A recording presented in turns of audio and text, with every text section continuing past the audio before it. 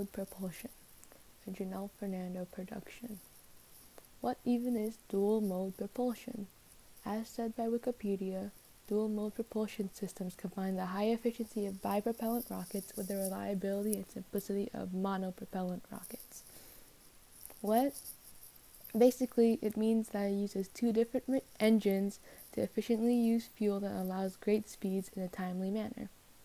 Different from the rest of the forms of propulsions, dual mode uses hydrazine as a bipropellant fuel and also as a monopropellant fuel for pulsing. The bipropellant uses thermal power, which is a high thrust but also a high propellant consumption rate, to perform tasks such as quickly escaping Earth's orbit and doing drastic orbital maneuvering. The monopropellant uses electric power, which is very efficient but has low thrust, to perform interplanetary travel. Using dual mode propulsion allows us to use both the bipropellant and monopropellant strengths at the same time, so that it has a high thrust and an adequate efficiency level. Converting the energy from the fuel to propulsion, the hydrazine is ignited through pyrotechnic, electrical, or chemical igniters during the bipropellant stage using thermal power.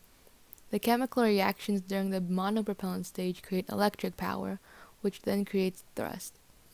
Using this two-system propulsion, we are able to do missions that require a high impulse velocity change burn as well as pulse mode attitude control. The first mission that used dual mode propulsion was the Mars Global Surveyor spacecraft in 1966. By using this form of propulsion, it was able to easily perform Mars orbit insertion, attitude control pulsing, and a number of orbit trim maneuvers. Its system looks very complicated, but here it is. Another use of dual mode propulsion can be seen on the MESSENGER, or the Mercury Surface, Space Environment, Geochemistry, and Ranging in 2003. After traveling 5 billion miles to Mercury, its bipropellant engine was used to significantly slow down the spacecraft. This consumed nearly a third of the propellant that it originally carried at launch. This was alright though, because only 10% of the remaining propellant was needed to perform attitude adjustments to turn back to Earth after the mission and resume normal operation.